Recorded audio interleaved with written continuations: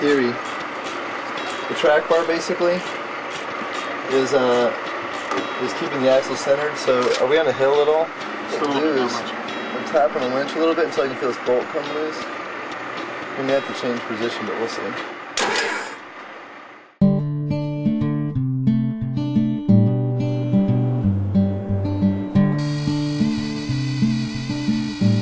Okay, so we've got jumper cables powering the pump, and we're getting ready to insert the oil hose into the auxiliary tank for the veggie oil.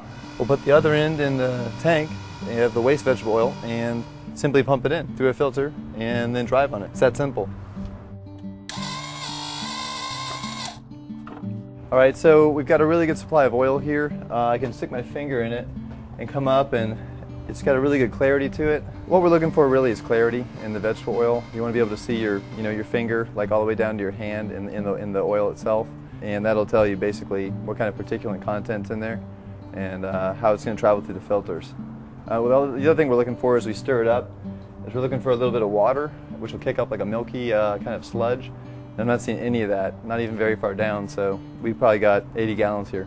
So we're going to go ahead and pump some of this in and see if we can't maybe fill up our tank with very few filters. So this is really good looking oil, and this filter is sort of jammed up from last night's high particulate oil. So we're going to go ahead and change it so we don't have to be here all day trying to pump it out, because I'm convinced that one filter is going to be able to get us probably 20 or 30 gallons of oil, which is great because it takes less time. Just put it over here on top of this thing. You can see the high particulate oil. It's going to make the color of the filter change from a really clear white to a really dark amber. And where you see the waves in here, that's where it's working against water or a really particularly fatty or high particulate oil. You want to be clean so that we're not creating a mess for our patrons who are kind enough to let us do this. Chinese restaurants are the best because they take good care of their oil, and they don't use it beyond its time. They're very efficient about changing it out. So you wind up checking those places first if you can.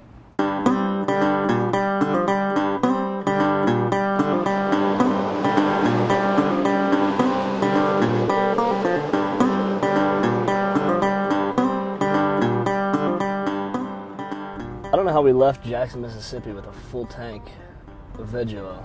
We should have had 80 gallons, and we wound up only running about 330 miles, and then we wound up being down to an eighth of a tank and vegetable oil over the back of the truck. So it's got to be the sending unit's working, the line's intact to the engine. You're saying you think the oil came out of the junction between the sending unit and the tank? Correct. I think the sending unit I almost had to press fit in, and so I didn't have the right size screws to mount it permanently, but I thought it'd be fine. Right. Well, as the tanks expanded and contracted, I'm sure it's loosened up, and what's happening is that oil's getting out of there.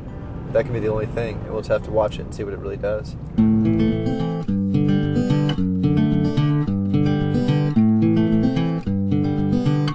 One of the things that we witnessed already was a horrible car accident where a lot of people were very lucky they weren't injured.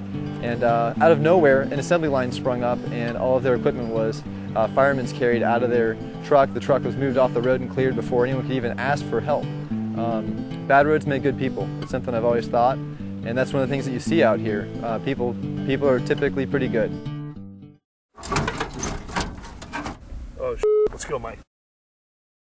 Any station, this is Loki vehicle, over.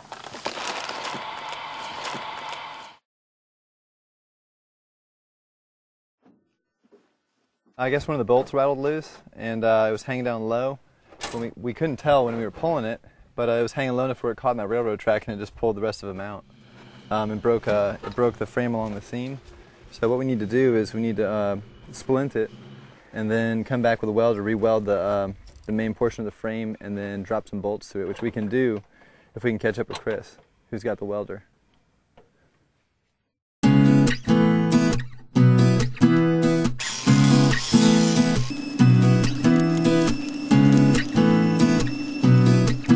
And another adventure in Mexico, every step of the way.